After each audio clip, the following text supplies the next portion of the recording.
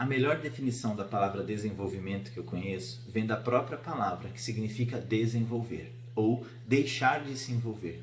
Significa que para que eu evolua, eu preciso deixar algumas coisas para trás e me fixar em novas coisas, em novas possibilidades.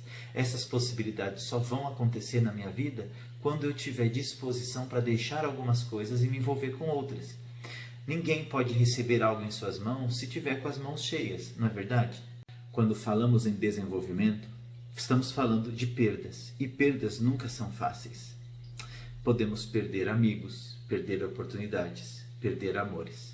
Mas essas perdas, elas são cruciais para que eu possa me desenvolver delas e passe a me envolver com novas coisas, com novas possibilidades, com novos amores e com novos amigos.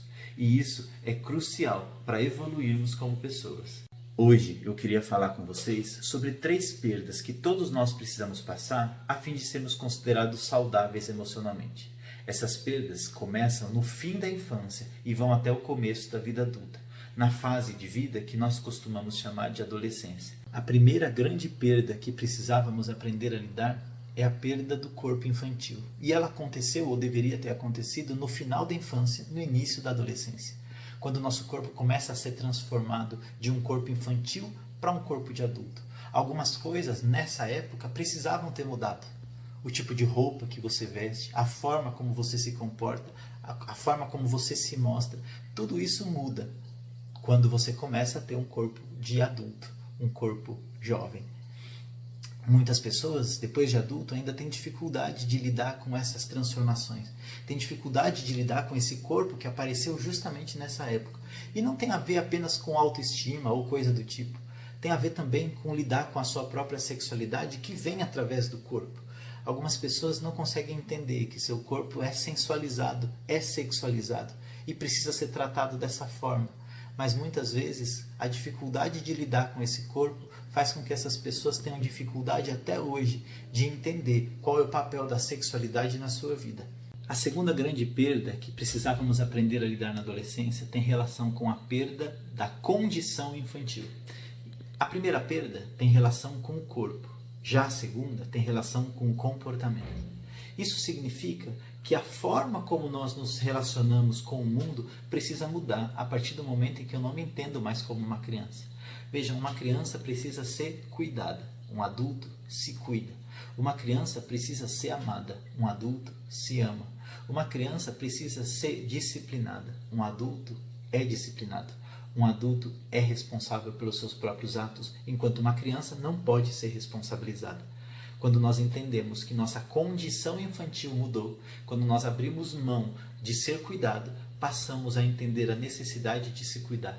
Quando nós abrimos mão de sermos amados, nós aprendemos a real necessidade de se amar. E é muito importante que nós tenhamos essa independência emocional de outras pessoas. E essa independência emocional acontece na mesma medida em que eu estou disposto a abrir mão da condição infantil. A terceira grande perda que nós precisávamos aprender a lidar para nos tornarmos seres humanos adultos saudáveis emocionalmente é a perda da visão dos pais como heróis. Essa é a mais difícil porque ela faz relação direta com o relacionamento familiar. Algumas pessoas têm a tendência de olhar para os pais como se eles fossem de fato heróis.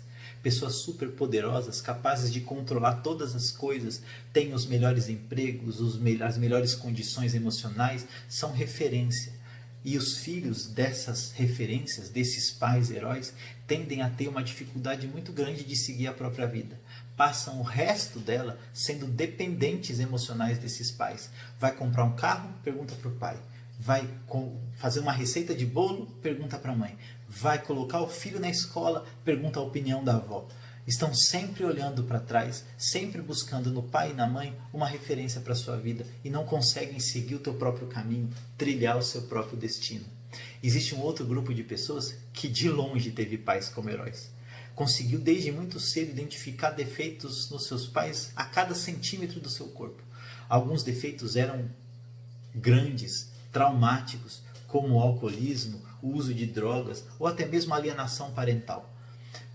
Desde muito cedo essas pessoas olharam para os pais e viram os pais com defeitos. A questão nesse caso não é se os pais tinham ou não defeito. A questão é a expectativa de que os filhos tinham, de que os pais não possuíssem tais defeitos. Eles não eram heróis, mas talvez essa pessoa tivesse dentro do seu coração o desejo de que seus pais fossem heróis. Esse desejo se transforma numa expectativa que é frustrada. E essa frustração muitas vezes pode se transformar em mágoa. E desde muito cedo, essa criança vai acumulando a mágoa dentro de si, acreditando que seus pais deveriam ser melhores do que eles realmente eram. Embora os pais realmente devam ser bons pais e mães, eles nunca, jamais serão heróis. Eles nunca, jamais deixarão de ter falhas, deixarão de ter problemas. E é importante que os filhos percebam e reconheçam a humanidade atrás de seus pais, para que assim possam se relacionar bem com eles, se relacionar bem consigo mesmo e lidar com as suas próprias falhas e com os seus próprios pecados e seus próprios martírios de vida, que muitas vezes os levam a fazer coisas que eles não queriam fazer. E assim partir para o perdão, partir para a aceitação e partir para uma mudança eficaz e saudável.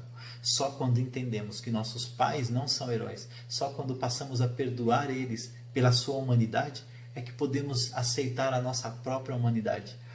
E assim conseguimos nos desenvolver emocionalmente para nos tornarmos adultos íntegros, adultos independentes e autênticos, com a nossa própria história, com a nossa própria versão de quem nós de fato somos, desenvolvidos e felizes.